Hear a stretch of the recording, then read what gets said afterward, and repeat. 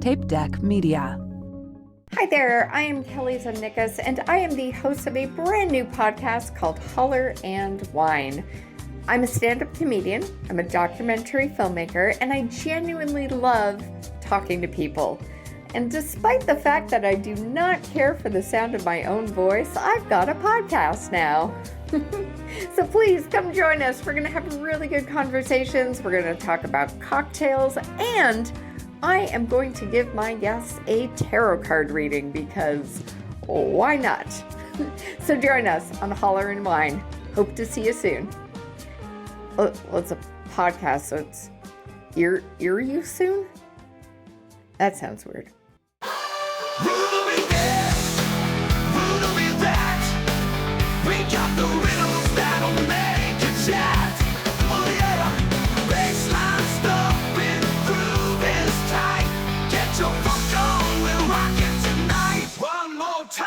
Hello, Roddle Maniacs. Welcome back to another episode of Roddle Me This. I am, as always, your faithful host, the Mountain Dew Man, Taylor Roddle. I've got an absolute cracker of a guest for you, as I always do.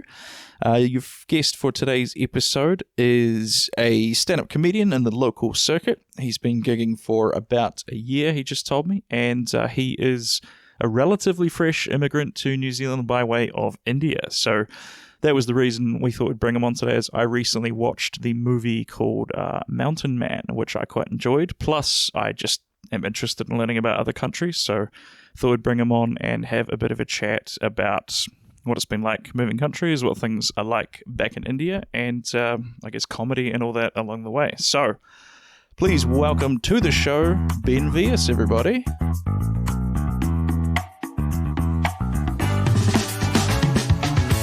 Hello, Ben. Hello, Taylor. Thank you very much for having me here. That must have been... it's a pleasure. No, the pleasure's all mine. It must have been odd listening to me do the intro kind of live. Just ignoring you, sitting on the couch 2 feet to my right. But yes, welcome along. How are you doing? How are things? I'm doing great. I'm just back from my holiday. I was in UK and Europe for a month, and I just got back last week. So it has been amazing time, and I'm back to work and back to comedy. Well, one of those two things is good, right? Yeah. How did you find the trip? Did you are you good on airplanes? I'm pretty fine, but it's just like long travel, so it's kind of like jet lagging all the time, because even if I go to India, then it's like almost 24 hours. So which is like too much. It's to a handle. long day. Yeah. Can you sleep on airplanes? Not much. No, okay, finally, no. I can't either. Every time I see the business class and the premium economy, I was like, it makes you want to kill somebody, doesn't it? Yeah. They make you walk through it, don't they? Yeah, like, and you're exactly. like, really? We got to walk through this and just see what we're missing? No, I hate that as well. Did you get up to anything? You were sort of just going for tourism reasons? Yeah, just the tour. Any highlights of places that you saw while you were there? I think, I saw the Vatican City. I saw the church for the first time. I saw all the castles and stuff like that. Very cool. So it was really good. It's a lot of history, a lot of knowledge to get into. Yeah. And there was so many things to take on too. Very good. Did you get up and do any sports, or were you sort of No. not retiring, but it's taking a sabbatical, as they say? No, unfortunately, I didn't get any chance to do it because, it was just kind of like a bit tied in terms of schedules as well. And I did text and I did email a couple of clubs, but in Europe, they've got very limited English clubs. And they didn't have too many spots. Yeah. And the shows were not aligning to my travel dates as well. Oh, that's a pain in the ass, isn't it? I've heard that partners of comedians, and then also guys or gals who do Brazilian jiu-jitsu, they always when they're getting ready for the trip, they're Googling like jiu-jitsu gyms, like to see if they can drop in and roll. But some couples are like, no, you're not allowed to do that at all. Like, this is just a fun holiday. You're not rolling at all while we're out there. So I mean, that's good. You do need space from it and stuff. So did you come up with any ideas for material or anything while you were over there? Yeah, there's a few places like Vatican City I visited, and I saw the paintings, and there's one thing that intrigued me a lot was Michelangelo's painting of the last Judgment, I guess. Yeah, in the Sistine Chapel, which is the chapel of Pope. So Michelangelo painted that naked. And Like it was he- completely naked. he And was he was in the naked. power of his creativity at that time. And when he died, somebody came in and drew clothes on it. Oh, so the painting is... Sorry, I thought you meant he painted it while he was naked. Like he was Oh, no. at the point where he was like, I can do whatever the hell I want. I'm Michelangelo. And so he painted... Is that the one with the finger, reaching out to the finger and touching? Or No, is that's the other one. The Last Judgment is about like his dark times where there's sins and all of that included into it. And there's this... It's very dark if you see the whole painting. I'll have to Google it later, Yeah. It's crazy. I was reading about this the other day, and I'm absolutely fascinated with this. Do you remember the movie Gladiator with Russell Crowe? Russell Crowe is basically royalty whenever he goes to Italy because of that movie. And they took him up to, what is it, the Sistine Chapel, I think? Yeah. Is Vatican City in Rome? Yeah, it is in There Rome. you go. So Yeah. it is all the same part, yeah. And the story goes that they took him in with his family. He was there with his mother and I think kids. He very smartly went there because he wasn't sure how the new Gladiator movie is going to be received. So he thought I'd better go in and like just have one last one last go. And the guy who was taking them around took him into the Sistine Chapel alone and let them look up at it. And apparently there are lights that they can switch on the lights. They call them the Pope lights, and it's because the Pope likes to look up at it and do that. And he says to the guy as they're leaving, he's like, "Why are you doing this all for me?" And the guy was just like, "Massimo, you're the 8th king of Rome." And like, so he's literally like as if he was actually a king over there, which is just incredible. I love that. That's cool. Yeah. That's cool. I also need to play the Roman Empire jingle. I have a sound effect that I put in whenever Rome or the Roman Empire comes up. Roman Empire's on our mind. Every day we hear rewind. History we can't ignore. Glory days we still adore. So we've run our quota now. We've had it. Fantastic. So let's chat about another country that I'm fascinated with, which is the country that you're from, India. You told me you came over 8 years ago to New Zealand. What was the how did you decide New Zealand of all places? Yeah, I'll be very honest. It was not me who decided that I'm going to come to New Zealand. It was my parents who decided that I should be here. Because You should be here. Yeah. Because my elder brother was here, so Right. they wanted both of our brothers to just live outside of India. Because my dad is basically a government servant, and he's been working for the government for a very long time, and he wanted us to move out because he thought that we wouldn't be able to survive in India. Because survive as in like, because you need to be street smart. If you live in India, then you need to have that sort of understanding that there's so many people and you need to be careful of so many things. So and he's been an honest man all his life, and he's taught us honesty all the way. I mean, lying at the moment is something that even freaks me out today. If I have to lie, then I have to think like 5 times, 10 times, and I have to build up a story, and I have to make myself comfortable doing that. And he knew that, and he has taught us the same things. So he was like, "No, you guys should go out somewhere and live there." And New Zealand was like a very good option because it's like top 10 countries in terms of honesty and clarity. Is it? Yeah, kind of like it is. Yeah, it's even that time, Dad used to say it's one of the honest countries, and you need to go there. So first, my brother came in 2009, and as soon as I finished my graduation in India, we just came in here straight. So your father, that's actually a great name for a fringe special. You could call it "My Father Was an Honest Man." I feel like that is a fantastic title for a show. Yeah. So he was an honest man, and he raised his sons to be, but like, he wanted you to leave because he had seen what a struggle it was for him to be an honest man living there. Is that kind of why? That's right. Wow. That's right. Damn. Yeah. Well, I guess that's the goal of most parents, right? Is to like give their kids a better life than they had. So I suppose it makes sense if that was his point of view there. Yeah. And so what is the process like of moving here? Do you have to like, what kind of visa do you kind of like apply for? Can you just move here? Or because when I went to Japan, I couldn't just be like, I want to move here. You had to be like a student, or like had to do something like a I did working holiday for 1 year, and then after that, it was like, okay, if you want to stay, you got to figure out what are you going to do next. So, like, what was it like for you coming over? I came as a student, and my elder brother came as a student as well. There's different options. There's few of my friends who are highly qualified. Sometimes they've got like companies here, like big companies like Deloitte or Accenture, and they would just have like people coming from India to New Zealand to just work for a few months, and if they like New Zealand, they would want to live here for a bit.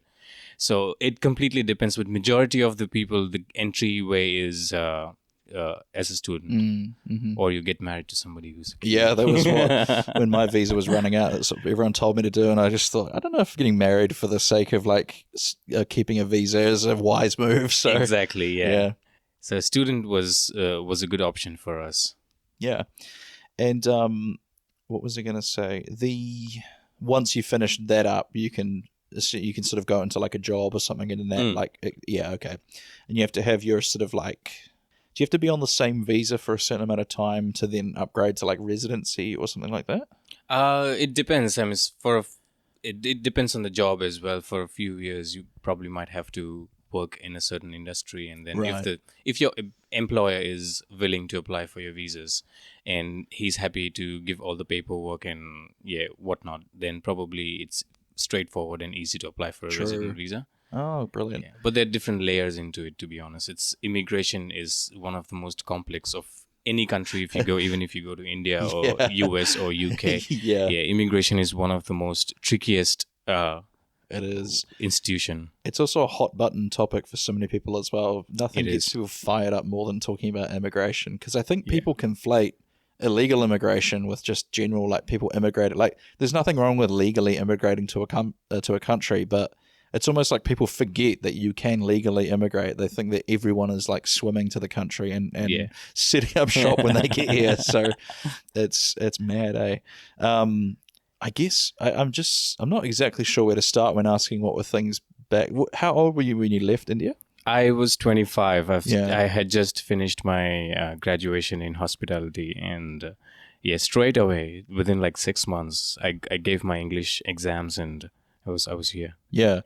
What was the upbringing like? Like, was it difficult being an honest man in an allegedly dishonest country? For my dad, it was. But for us, because since we haven't worked there a lot, I have worked for like 6 months or maybe 8 months maximum. Yeah. And I've done a few bits and pieces training here in the hotel and working for 6 to 8 months in a hotel as well. So that was the only experience I had. Yeah. But for my father, it was like a long time, and he knew how to do it. He knew how to deal with it because he was doing it for a long time, but he didn't want us to go through all of that. Right. So that's the reason why he decided that, okay, now you need to. And it can be tough sometimes being raised in India, especially if you come from a middle class family. So the thing I was going to ask about that leads quite nicely into it, because that was a theme in Mountain Man was. They talked about something where they ended like untouchables. Yeah. And to my understanding from the movie, it was like if you were in a lower caste than someone, you literally couldn't touch them. Is that what the thing was? Yeah. And so then my other question is, what determines castes over there? Is it still a thing today? It's not a big thing today because obviously the government doesn't recognize it as much as the local people do. Yeah. But it's still a thing. Where you belong to a certain caste and people get married to people from a certain caste. They don't usually go down a caste below their level or something. Yeah. And you were right. I mean, back in the days when Dashrath Manjhi was there, the government lifted that. That now you cannot differentiate anyone based on caste and creed. So it was like a general, you can't discriminate anymore. Okay. In terms of education or in terms of any other facility that you provide, you can't do that. But before that you could. Man. Yeah. And you told me once that there is like hundreds of castes, right? Yeah, there's different levels of castes. So there's four main castes, which is like Brahmins, then you've got Kshatriya, then you've got Vaishnav, I don't exactly remember the third one. And the fourth one is the lowest caste. Right. And within those castes, there are different other castes and branches as well. Yeah. Like, for instance, I'm a Brahmin, so I'm kind of like on the top caste, but I have different other castes within ourselves as well. Yeah. So, when you, like, if you're into arranged marriages, then they do see all this, whatever your family tree is and what tree was there. And Wow. So is it like, because people here keep track of family trees, but I think more just for like a kind of sentimental reasons than anything else. But you kind of actually have to keep track of it over there. Yeah. What was do you know what the origin of the caste was? It just like the top people were the nobles back in the day, and it just kind of continued on from that? Because I know we kind of still have that here, to be honest. Like, you hear sometimes someone's last name here, and you're like, oh yeah, they're from like a family that has money, kind of thing, you know? Yeah. Was it a bit like that? No, it wasn't related to money at all. It was related to what job you did. Really? Yeah. So back in the day, like, for instance, Brahmins used to be teachers, and they used to teach people from different fields, and kings and princes and all of them. So they were like kind of teachers. Kshatriyas were the ones who were protectors. So they used to protect the society. So if you, even in today's date, if you see the lineage of Kshatriyas, then you would find those men to be stronger. They have a different sort of mindset when it comes to dealing with things, because they belong to that sort of background. And then the lower they go, the lower the caste. So the lowest castes used to do menial jobs, like cleaning. And that's the reason why Dashrath Manjhi's caste was one of the most lowest caste. It was like they used to eat rats. Wow. Yeah, and they were supposed to do the cleaning and stuff like that. Right. So that's it's a very sad thing, to be honest. But that is really fascinating that it came from the jobs. Like, so the people that was, what was the one? Kshatri? Was that the protectors? So they'd be like soldiers and stuff like that. Yeah. Interesting. Do you know Japan kind of had a similar system to that, where they had these social classes where there's this famous book called The Book of Five Rings, and it's by a samurai called Miyamoto Musashi. And in it, he talks about, like, he basically says the four castes of men, where it's like, in his mind, it was like, obviously the samurai were the top, they're the warriors, they were the top in his mind. Then it was like artisans and craftsmen, like, carpenter and stuff like that was one of them. Then it was like merchants. That was another caste that he saw, where it was like people that can buy and sell things. And then below that, I just want to make the disclaimer, I don't agree with this. This is just what he said. It was basically like peasants, women, children, everybody else basically was what he was saying. But yeah, he had this division, obviously, of like what your role was in society, I suppose. Yeah. And well, it's human, isn't it? Like that's what people are always looking for. The tribe, I guess, right? The us versus them sort of thing, right? Yeah, and it's because it used to work back in the days, but today's date it's completely nonsensical. Because absolutely. You can't differentiate somebody with somebody else's caste, and things are changing anyways. Yeah, it's still there in small villages and small towns. They don't show it much, but they do feel it from within. That okay, because recently I've paid a visit to India last year. It was last year, I guess. Last year, yeah. And I used to see, people from a certain caste would do certain jobs, and I was just observing, for instance, the maids in the house, they would just do, they belong to a certain caste, and they would just do cleaning jobs and stuff like that. Yeah. So it bummed me for a bit, because I've been living in New Zealand for like 7 years, and I've completely changed my mindset to so many things. I just keep on observing that. Yeah. That is fascinating to see. When you go back there, do you still feel like it's home, or do you feel like almost more like New Zealand is your home? I feel India is home as well, because I've lived there for like 25 years. Yeah, you're alone. So there's so many things that I really like about it. I like Bollywood. I like, I haven't watched much Bollywood, but we do have a bit of a giggle about Bollywood at backstage at comedy and stuff, don't we? Yeah. Yeah, and it's crazy. it's homely feeling because the language is yours and the people are yours, so you know how to deal with them to a certain extent. But staying there for more than 4 or 5 months starts, I start thinking that I need to go back to New Zealand. You start to miss things about New Zealand. Yeah, for a holiday, it's fine. Yeah. I really like and enjoy my time in India. The food is amazing. Yeah. I can only imagine how good the Indian food back there is. I mean, you just call it food, so, Yeah, it's amazing. It's amazing. Yeah. And like never the chains, right? Just little like hole in the wall place will have like the most incredible food ever, right? Yeah, I love that. Yeah.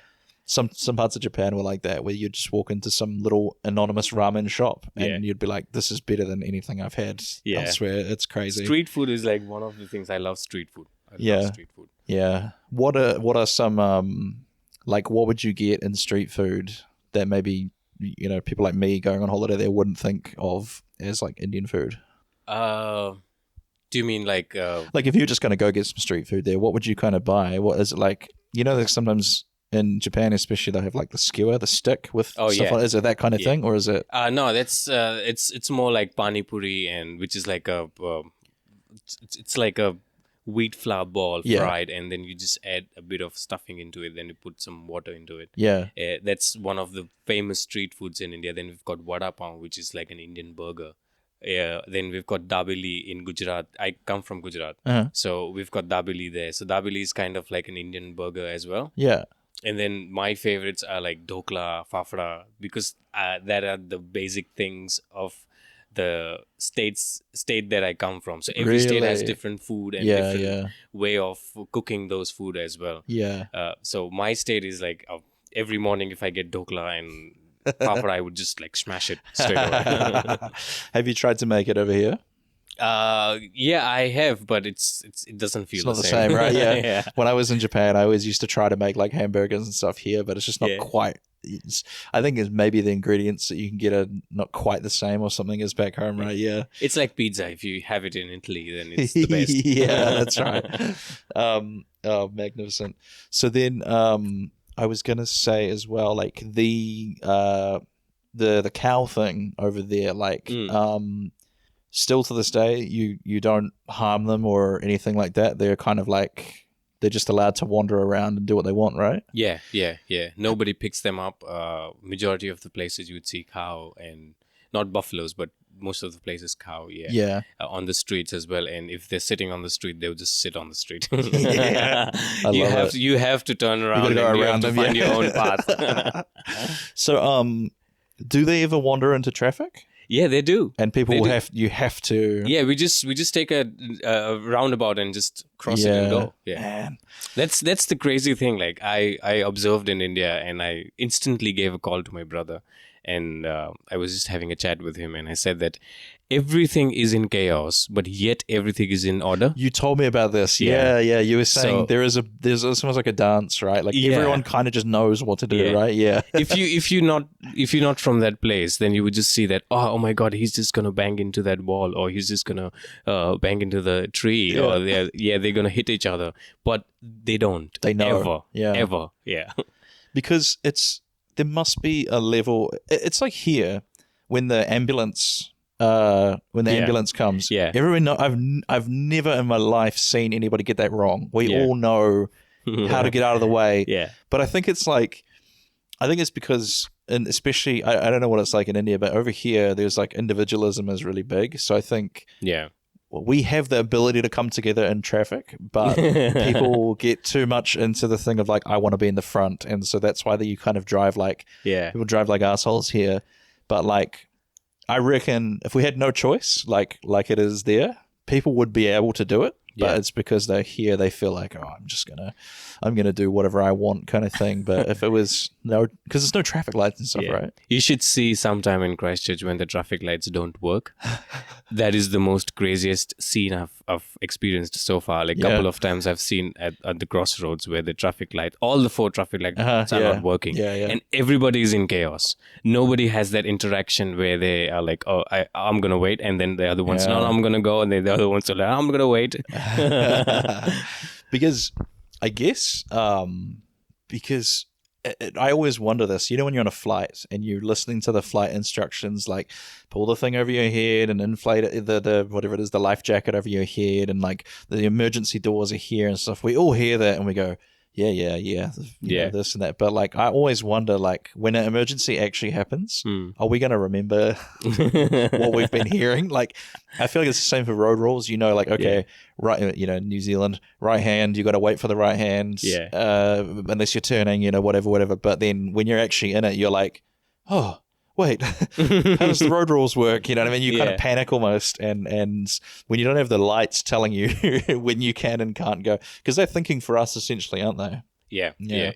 Too much of instructions makes you just not do things and just rely on those instructions. Yeah. And sometimes when the real life situation comes in, then you'd be like blank. I don't know what I want to do. So you just stand there and just freeze. That's wise, man. I know a lot of people get like that in relationships when they rely on their partner to kind of think for them, and then their partner gets sick of doing it. They're like, you know, there's this great meme of people work in hospitality. They say customers will be like, it's telling me to remove my card. Yeah. Okay, so do what the machine says, you know, like, it's just like, is it down to that point really where people can't even think for themselves in that moment, eh? Do you do this as well? Do you know when COVID happened, a lot of businesses started putting the glass or the plastic between you and the cashier, so that you can't do that. Yeah. And you always see, like, mainly old people, but like you mainly see people try to lean around it. I have had to stop myself from leaning around it so many times. Have you done that before? Yeah, I've done it a couple of times, like in the shops, and because what I would do is, like, there's a hole at the bottom where you just exchange the cash or whatever, and then I would just kneel down and I would talk to them from there. I want this. I want that. So that's funny, and dude, it is, because it's like even a barrier that we can see through still feels like a barrier to us. And like sometimes I like lean in and like, what? And it's like, wait, what difference is that going to make? Like doing even that? if there's a mic, there's sometimes most of the places they do have mics. Yeah, they have a speaker, and then still I would just go down and I would talk to them. I love it. There's a mic. I had one time I didn't realize that in the, you know, like a petrol station, they have the booth where the person is like taking payments and stuff. Yeah. I didn't realize they can talk to you through microphones. They can, yeah. And I was just minding my own business, trying to put in a set amount to pay for. And some places don't let you do it. Some places only let you do it if you're paying with card, like in advance. You swipe the card first and then you put in the amount. Yeah. And so I'm just messing around trying to do it. And then I suddenly just hear this voice being like, "Are you okay, sir?" or something. And I was like, oh, geez, like what? And I look over and it's like the dude, and I was like, oh, don't do that to me, man. Like I don't need that. Like I'm in my own little world at that point, and I'm just getting ripped from it, like by that. It's really creepy. Oh man, I didn't know they could do that. I didn't know that was a thing I have to worry about now. But there we go. So back to India, back to the cow. I was going to ask, where does the sacred cow thing come from? Is it a religion thing? Yeah, it is a religion thing. We Hindus believe that cow is the mother, and we treat cow as mother because mother gives milk. Yeah, and cow has different elements into it as well. So, for instance, there's two things that are really famous in India, which is the milk of the cow, and the second thing is the poo. Poop. Yeah. Right. So, because the poo is like it's used for multiple reasons. Yeah, the first thing is like fertilizer. Yeah. Then the second thing is they dry it up and then they flatten it in the villages. They even still do it in today's date. For bricks? Not bricks. They burn it. They use it as a fuel because cow usually eat grass. Grass, yeah. And then whatever they poo is just grass. That's it. Yeah. And so they dry it up and then they use it. And there are a lot of places for Ayurveda. Ayurveda is like an Indian medicine thing, which has been going on since ages, like thousands of years old. Yeah. And they have this, we call it Desi remedies. Yeah. So these remedies are good for your health in terms of, like, for instance, my dad is a big fan of Ayurveda. So he would ask me to drink turmeric milk every night, and then in the mornings he would ask. Sometimes when I was in India, he used to wake me 5 a.m. He used to give me a small shot of lemon juice. Yeah, like without any water. Supposedly that's good for your stomach or something, right? Yeah. So there's so many different things, and cow poo is used as that as well. True. So it's kind of, and the gods worshipped cow. Like Krishna is one of the biggest gods in India, and he's the one who created Gita, which is like an Indian Bible. And he used to live in a village, and he was a big fan of cows. Yeah. So I thought you were a big fan of cows. Yeah. I'm a fan too, to be honest. Yeah. I was going to say as well, so we've kind of spoken about this backstage at comedy shows and stuff, but you are a Hindu. Yeah. And you're kind of working some of that stuff into your stand-up set, right? Yeah. Which is sick, because I find that infinitely fascinating and all that kind of thing. But I guess what because I never had any religion growing up, so I was raised basically atheist. I went to, it's called like Boys Brigade or something, which was like basically scouts. Yeah. But it was also religious, I think. But when I was a little kid, I didn't take on the stories as like this is real things that happen. I thought it was just like stories from like picture books and stuff like that. So I never really it never sunk in for me. But yeah, what has that process been like? What kind of stuff are you looking to either use or unpack in your stand-up to coming from your religion? I think the biggest thing that I want to use as of now is to, we Indians love to blame our fuck-ups to God. Not so different, you and I. So it's in every little things that we do in India. There's God always. Right. Everything. Like if you buy a car, then the first thing that you do is take the car to the temple. Really? Yeah. And then and then you just pray, and you put a little tika at on front of your new car. Really? And then you start driving it. Inside the car, you see that there's gonna be small little threads or a god. Every car, like my brother's car, has got a Ganesh, which is an elephant god. Yeah, but Ganesh is my favorite one. Yeah. Yeah. Although is Hanuman is the monkey, right? Yeah, he's the monkey I like god. it. Ganesh and Hanuman are my favorites. They're really cool. So yeah, it's every aspect. I mean, if you walk on the streets, if you see the trees, then every shop would have a small temple. Every street would have a small little temple somewhere or the other place. So we're crazy fans of God. And So in Hinduism, temple can be anywhere as long as it's you build it. You can build temple anywhere. Yeah. Anywhere. Apart from being close to the probably sewage or toilets. You want to be in a nice place for the gods. Toilet, sewage, and apart from that, it can be anywhere. Yeah.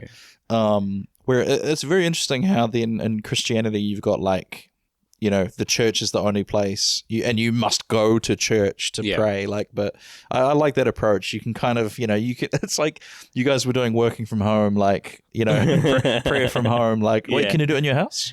Yeah. Every house in India has got a temple. Really? Inside every house, even my house, my room has got a little Ganesh statue, which is close to which is on my study desk. Yeah. But in my brother's house, there's a small little place where there's God. And the more it gets bigger, the more you have the space for God.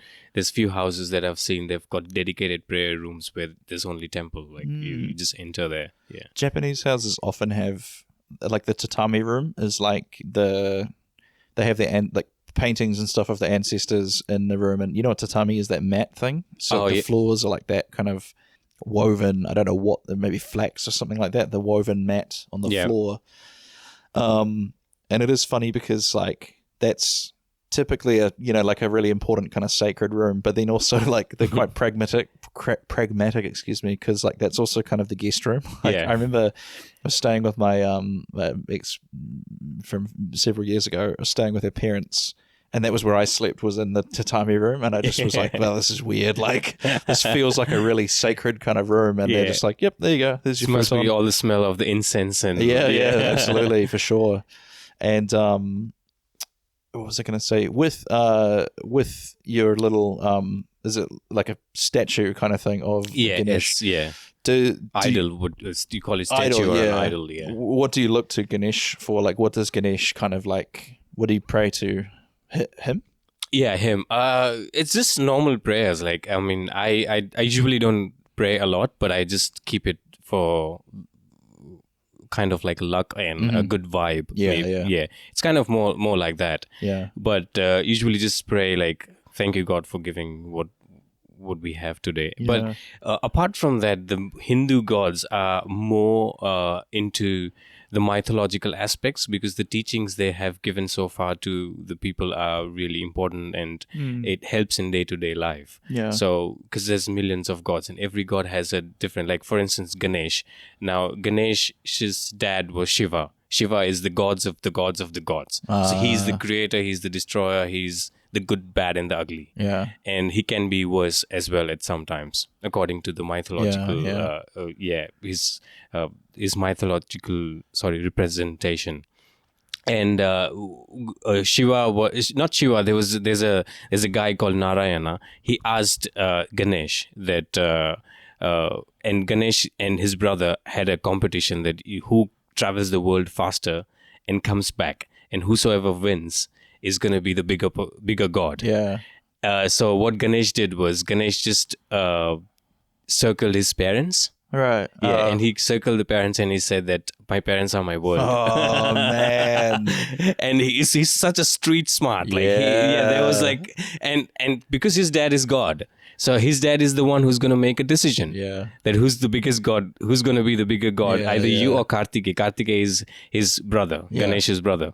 So he was like, I don't think I can travel the world and come faster, because Kartikeya's got a plane basically. He flies on a bird, and Ganesh doesn't have a bird. Yeah. So so he just did a really street smart thing. Yeah. And he won hearts of all the people. Man, that is like the winning on a technicality is there's nothing sweeter than a victory like that, where you kind of he's like the equivalent of like the person who enters like the X Factor or the reality shows, who doesn't win, but they kind of win, like you say, wins the hearts of the people. Yeah. So that is fascinating. I was going to say the brother, is he elephant as well? No, he's a normal man. Right. So Yeah, my he's a brother normal. Ganesh there. Yeah. Yes, the one with the elephant head. Yes. Yeah. And then me, just some guy. Yeah. He's a normal guy. He's got temple. He's a god in the southern part of India. So in the northern part, not many people worship him. Right. But in the southern part, he's a big deal. Oh. Because there's different gods of different areas as well. So I love it. Ganesh is a big celebrity in Maharashtra and Gujarat. Yeah. The Gujarat is the state that I come from. Maharashtra is the closest state from my state, where Mumbai is. Mhm. So Ganesh is like a big deal there. They have got a celebration of 8-9 days, and they would just like millions and millions of people would come together and celebrate that 9 days of his birthday. And yeah. Fascinating. Do they ever do any kind of polls to see who is the most popular? Not popular, but you know what I mean. The most, like, I guess, is it the kind of thing where people pick one that they like the most, and that's kind of the one that they use to, or do people have several that they sort of pray to? No, that's not gonna happen, because if they do the polls, then probably everyone's gonna start fighting with each other. Yeah, that's probably not a good idea. Yeah, and if you ask any Hindu man which god is the best god, then they would just be like, all the gods are better. It's just like asking your parents who your favorite child is, and say, I can never choose. Yeah. Fair enough. Yeah. Oh, I love it. Does Ganesh have multiple arms, or is he just elephant's head on a human body? He's got elephant's head on the human body, but it's a mythological character. So many a times he's represented as a god who's got multiple arms as well. Yeah. So in many places you would see just the single idol of Ganesh. Many places you would see having him multiple hands doing multiple tasks. Nice. Yes, but the story is fascinating as well. Do you want to know the story of how? I do. Yeah. So Shiva was on a world tour, and he was trying to find himself, and he was doing meditation and stuff like this. So he left home, and he basically, according to the mythological stories, he left his residue at home, and he told his wife Parvati, which is another goddess, that if you feel alone when I'm not there, then just use this and you probably get a baby. So she got a baby, and then the baby grew up, and Shiva came back home, and the baby was guarding the house or where the mom was living. Yeah. So Shiva said that I want to enter the house. And the baby Ganesh was like, no, you can't because I'm protecting my mom. Yeah. So, yeah, I won't let you in no matter who you are. And Shiva got angry because he's an angry man. He's like, he's the good, bad, and the ugly, as It's I like said. Zeus, right? I think Yeah. Zeus, if you look into it, was actually a Yeah. really not a good person. Yeah. Oh, So, God, yeah. so he chopped off Ganesh's head Oh, wow. straight away. And then Parvati came from inside. And Parvati was like, this is not right. This is your kid. Yeah. Yeah. So you're not supposed to do this. And then Shiva panicked. Yeah. She was like, what the fuck just happened?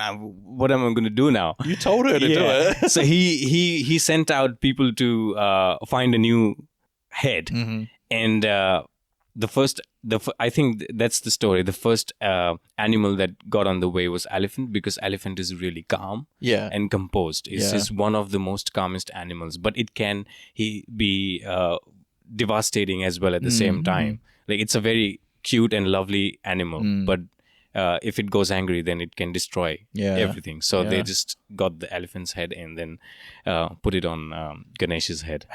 And then that was he was fine with that, I presume, right? Yeah, and then Shiva gave him a boon as well, that every time any house is gonna pray or any god is gonna be prayed, you would be the first god who they have to pray, and then they can pray the rest of the gods. Seems like yeah. like a good deal. Yeah. I love it. Do you have any characters that are kind of like folklore, like not necessarily gods, but like heroes, I guess? Do you mean folklore as in? Like, you know how in like Greek myth, you've got like Zeus and Poseidon and stuff are the gods, but then you have like Jason, who's just a human, Yeah. but he has done some, some heroic feats, or like Hercules is Hercules is half, but you know what I mean, like Jason, like Odysseus, that kind of thing. Do you have these kind of characters? We do have, not mythological, they're real characters, but they used to be king, like Maharaja Shivaji, who fought against the British as well at some point, and whose lineage actually fought with the British, and before that he fought with the Mughals, and he was a big deal in Gujarat and Rajasthan. So yeah, there were a few kings, but in terms of like godly characters, there's plenty, man. Yeah. Because the cult thing starts from India. Oh, so there's so many there's so many people, and that's the curveball where religion can be tricky, because once you start following religion so badly, then any Tom, Dick and Harry could just say that I'm the brand ambassador of a certain god. Right. So Yeah. yeah, if you want to reach closer to that god, you come to me, and I yeah. see. That's how the cult starts, Yeah, well, that's unfortunately a common thing that is through all of humanity, right? Like, Yeah, I think yeah. even like Charles Manson back in the day used to say like his last name was like Manson. He was like the son of man Yeah. or something. And yeah, that's it's a shame that people do that, isn't it? I was gonna say something about the heroic. I guess that kind of leads. Let's talk about this movie a little bit that we watched, Mountain Man. Yeah. You've seen it recently, it. yeah. I saw it when it was released, and I recently saw it as well. Yeah. Again. Do you, what is the guy's name?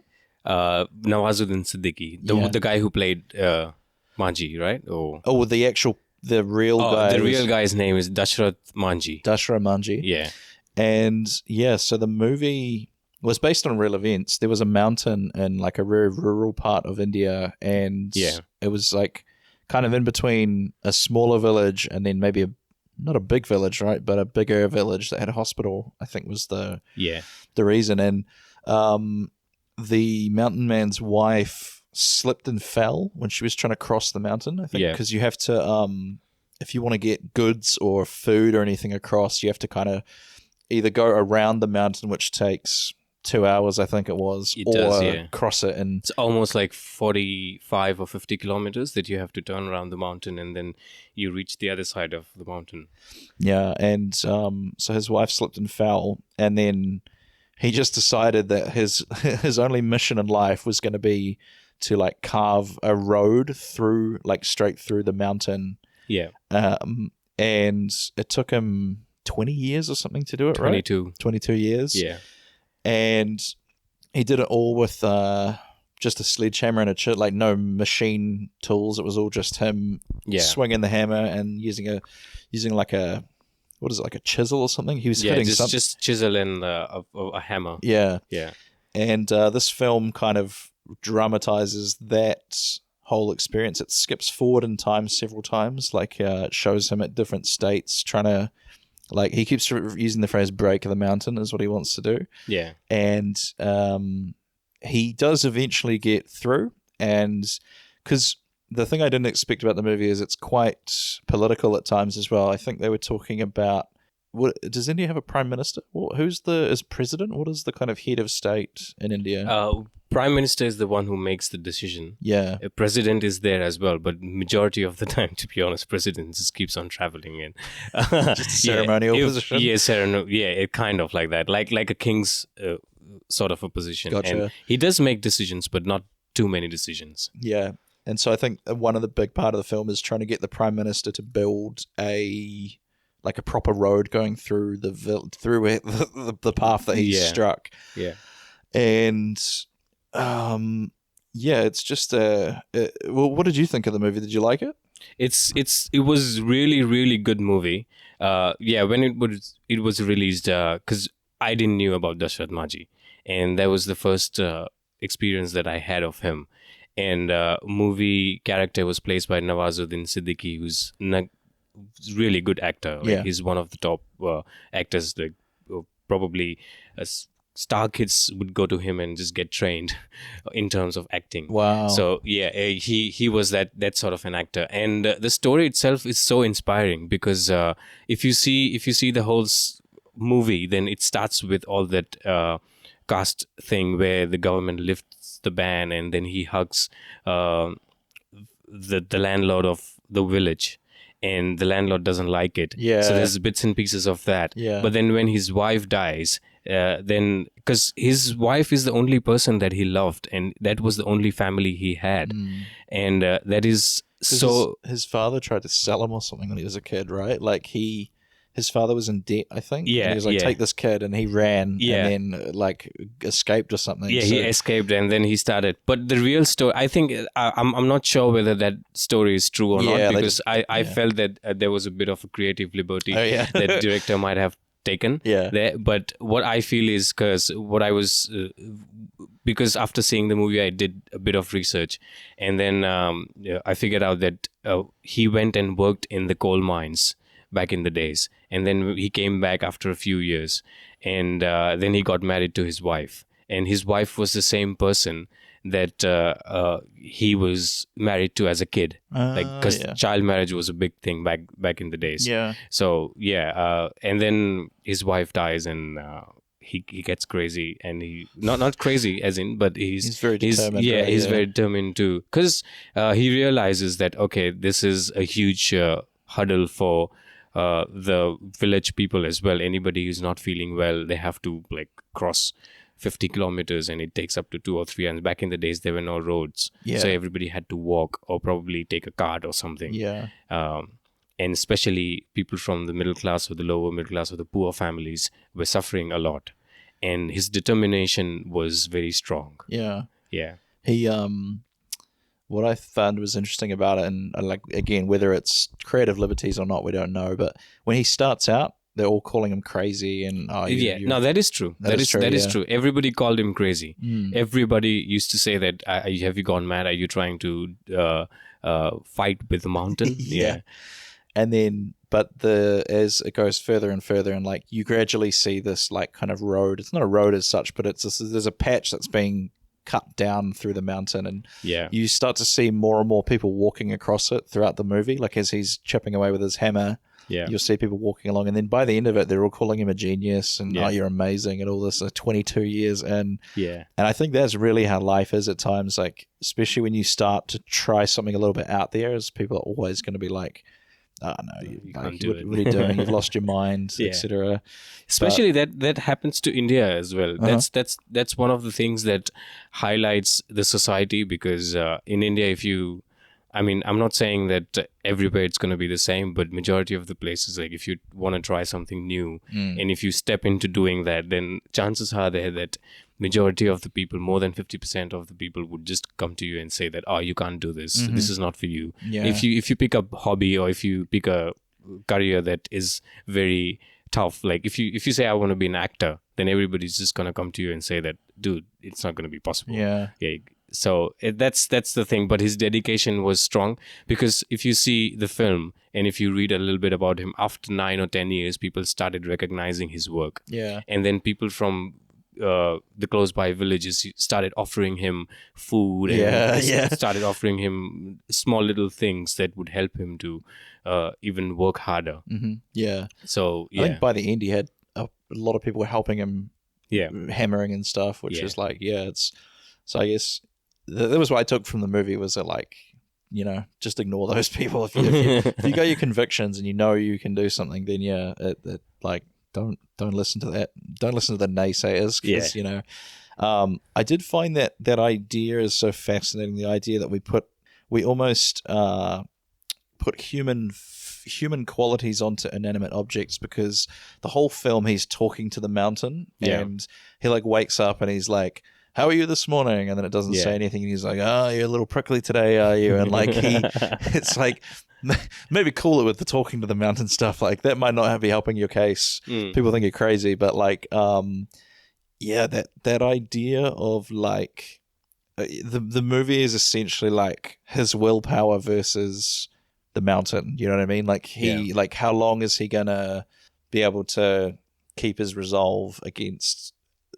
You know, we use a mountain as literally the simile for something that's immovable, or you know, strength and stability, that kind of thing. And I think in that sense, it's kind of one of those like man versus nature stories, which I quite liked. And I don't know, I'm sure the real guy probably had days when he thought, what am I doing? But like for the most part, you don't ever see him. Maybe once in the film he says like he thinks he can't do it or something. But other than that, he's pretty confident that he can do it throughout this movie.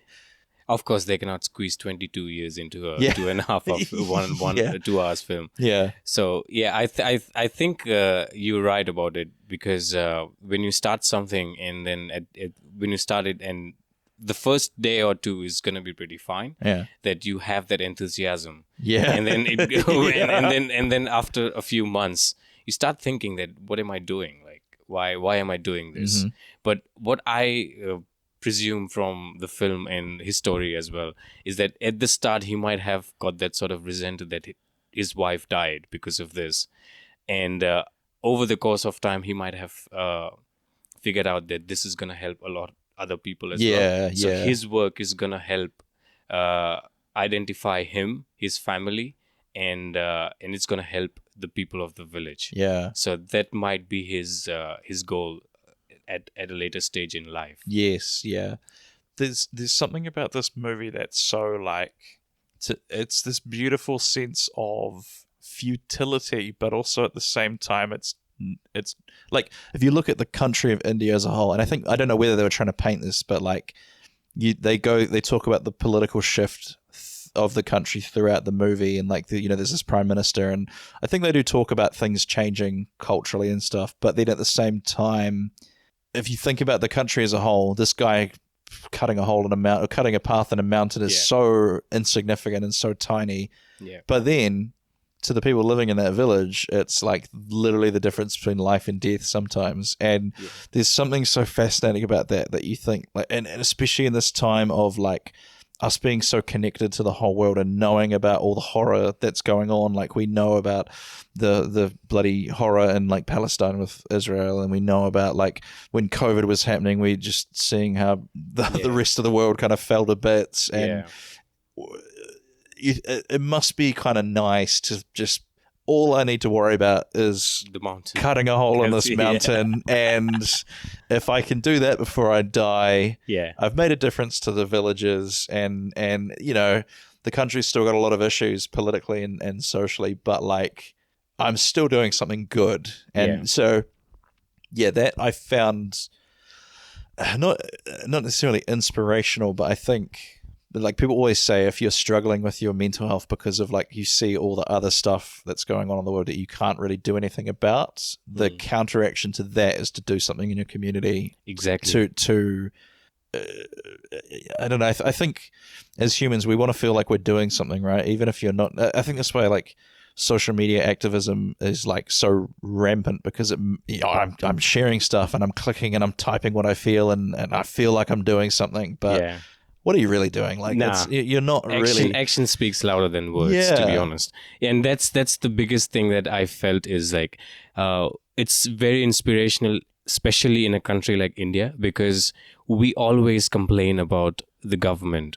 We always complain about, we've got potholes on the road. We've got the government systems fucked up, or whatever XYZ complaints that we have. But what are we doing from our end? That's what Dashrath Manjhi, who was not an educated man, he barely could read. He was just a guy with a hammer. He was just a guy with a hammer and a chisel. But what he decided was that, okay, I'm going to clean my surroundings. I'm going to clean my neighborhood. That's it. So if everybody does that, and everybody follows that, then the world is going to be a better place. So if you feel that, okay, there's something wrong happening, what can you do from your end? I'm not saying this put all the money that you saved your life or just give like a little bit of amount of your week or a month to do something good, you know? It's like, I think people probably get paralyzed a little bit by not wanting to do like the right thing, wanting to do the best possible thing that they could for, you know, the world or something like that. And not directly so, but lately I've done a little bit of work with this. So this is very Christchurch, but there's a suburb in Christchurch called Hornby, which is where my family, my brother lives in. My dad's like roots are real deep in Hornby. And I've done a little bit of tangential stuff with the Hornby Residents Association. Like I've never actually done anything with them, but I've been to some meetings with them because we were going to do some fundraisers and stuff that didn't exactly pan out. But this is a good example. They've recently got a new swimming pool there. Yeah. And I think when you look at like a suburb as a whole, you think like, man, there's a lot of stuff here, and like in our mind, I think we think it all happened in one go. Like it just, someone clicked their fingers and like everything that's in this area was there. But this one swimming pool has been like many years of them just putting fundraisers and doing work to like sort of advocate for it, and it's just finished now, and apparently it's great. There's cycleways to get there, so you can cycle from Riccarton up to Hornby without actually having to be on the road, and like it's all great. And but I guess this idea of like you can't tackle these massive problems from like just as a whole. You have to kind of do small little things. Exactly, like, small little things sum up. If everybody does small little things, and sum up to a larger purpose and a larger goal, and it's going to benefit the society. Even if it's just like picking up the trash and putting it in the trash can, that's it. I mean, that's the only thing you need to do, is you need to follow this certain small little things which can lead to, you know, better outcomes. So I mean, that's the reason why that movie is so inspirational, and I think everybody should just like once either watch it or just Google it and and then just think about it. What is the mountain in your, you know, in your community or something? Like I've dabbled bits and pieces. We've done fundraisers for the Cancer Society and that, but it'd be great to do something tangible and like, you know, like not this, but like this, like build a skate park or something. Do you know what I mean? Something like that. So maybe that's going to be my thing I think about in 2025 is to do something physical for the community. But I had sort of been thinking all these thoughts, but hearing you kind of also like, that's okay. It's not just me that's thinking all these things. So that's and in terms of career as well. I mean, if you see, he didn't make any money out of making that road. No. So not a lot of money in whatever career you choose, like whether it be real estate, whether it be comedy, because I imply that to comedy, to be honest. And I see that Dashrath Manjhi, after 10 years, people started noticing his work. So if you constantly do it for 5, 10 years, 6 years, and if you have a passion for something, doesn't really matter what. Like if you have a hobby and then you turn it into a passion and then you start doing it on a regular basis, there is going to be a time when people are going to start noticing that. And once they notice it, then they would support you in whatever possible way they can. So that is, I mean, you can choose whatever you want to pick up for your life, whatever your goal is. Just pick it up and do it constantly without without having the fear of failure. Because you're going to fail at some point. Oh, don't I know it? Yeah, man. That's. I'm coming up on 10 years in stand up, so hopefully I get my start to get my my. I mean, you're already doing great. You're like one of the top comics in Christchurch. You're helping out comics like me, who's come up recently, and your advice is helping all of us in terms of how to grow and how to incorporate certain things.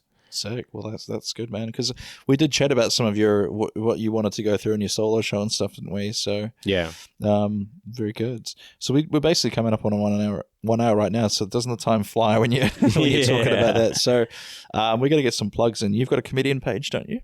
I've got an Instagram page. It's not a comedian page, but it's an open page where majority of the time I just post a bit of my shows and what I'm doing. So it's Uncle Ben _90. That's how I know you've been in this country for a long time. It's like Uncle Ben's the rice, right? Is that the reference to that? I think I just referred it to the Spider-Man. Oh, Uncle Ben. Yeah. Well, hopefully you don't end up like him. That wouldn't be good at all. I always thought it was a reference to the instant.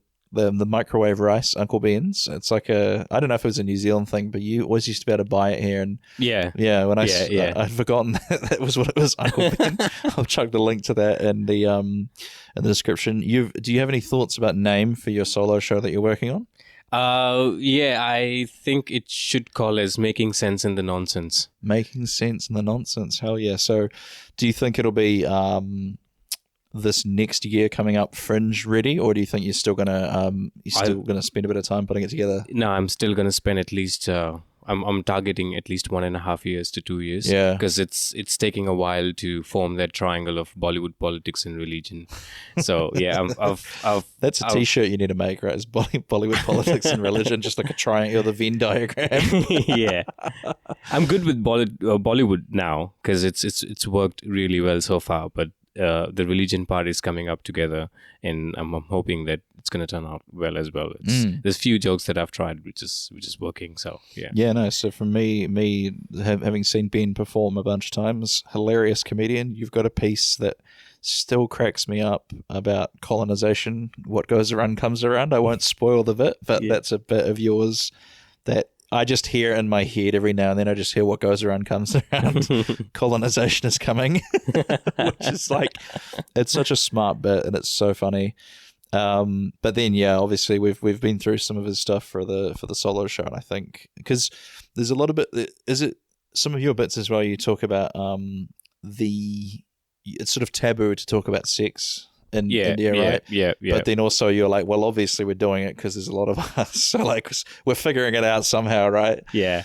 And that aspect I find really fascinating as well, because like there's obviously a lot of people from India, so.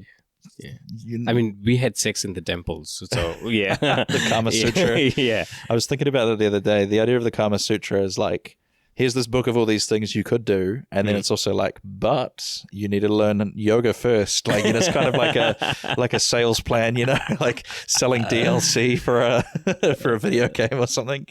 But very funny stuff. And Ben is hilarious. So if you see him on any of our show posters, do yourself the favor and come down and check him out. As for my plug, 26th of October, I'm doing the Panic at the Buffet, which is we're looking at the DVDs on my wall over here. It's kind of my 3rd hour special, but it's also really only my 2nd proper one. So don't worry about the semantics of that. Just come and see me tell some jokes. 26th of October, Little Andromeda Theatre, 8:30. We're going to be filming it, chucking that up on YouTube. And this has never happened to me before, but tickets are actually moving quick, so don't delay. Normally I'm waiting until like the day of the show, and then I'll sell a whole bunch of them at about 5 o'clock the day of the show. But for some reason, people are buying them early, so don't delay. littleandromeda.co.nz for your tickets. Link in the description. I think that's about it. Or you've got my pages as well, Taylor Ruddle Comedy, everything like that. But anything you want to leave the people with before we sign off, Ben? Not really. I mean, we've talked about Dashrath Manjhi, which is an inspiration altogether. So he has a very famous dialogue in Hindi film that I just want to tell you. Please, before go I leave. right ahead. It's like "Jab tak todega nahi, tab tak chhodega nahi," which means till the time I don't break you, I'm not gonna leave you. Hell yeah! What is it? He says he's got a catchphrase of being like amazing. Shandar, Zabardast, Zindabad. What? Shandar means beautiful, Zabardast means terrific, and Zindabad means long live. Hell yeah! That's his catchphrase, wasn't it? Yeah. Hell yeah. Thanks. I've lost my ability to speak before the end of the podcast. Thanks for joining me, Ben.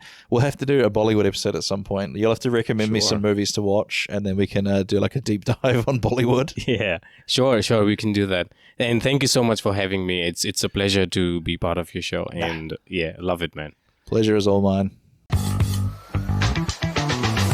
Thank you for listening to Ruddle Me This. Don't forget to hit subscribe and leave me a review on your favorite podcast platform. You can find me on social media at Taylor Ruddle Comedy on all the major platforms. You can also join patreon.com/Taylor Ruddle Comedy for free, which gets you access to all sorts of extras and behind the scenes content, as well as allows you to communicate directly with me and let me know what you think of the show. Tune in again next Monday for another episode of Ruddle Me This, and until then, ruddle her out.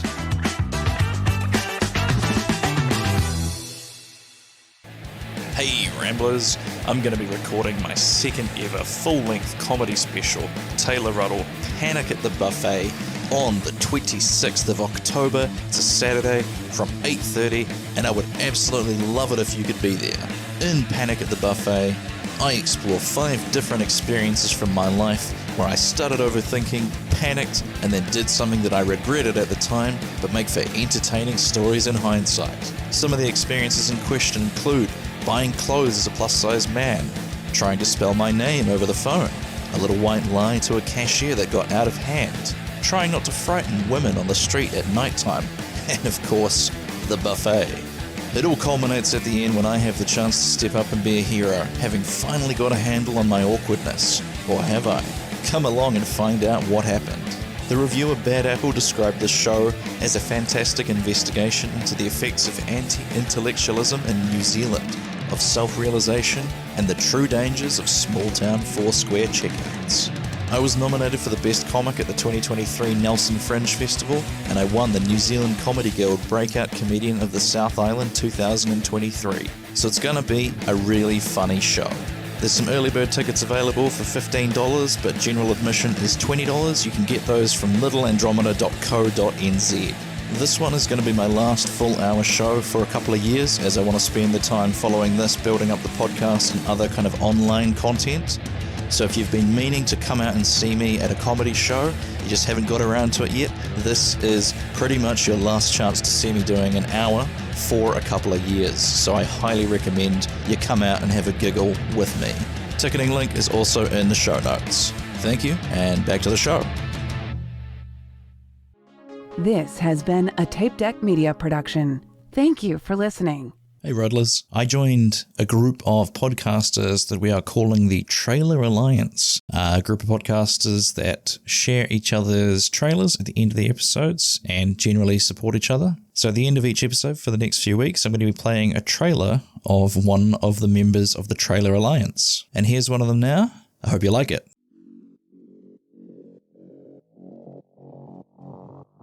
Hello, Like Mother, Like Murder listeners. I am Rachel. And I'm Heather. We are the hosts of Like Mother, Like Murder. We bring you the good, the badass, and the crime. Each week, we bring you stories from missing and murdered to survivors and women who empower you. And of course, some mom talk sprinkled in. Check us out wherever you get your podcasts at Like Mother, Like Murder. and give us a follow on social media so that we can say hi. Okay, love you. Bye. Okay, love you. Bye.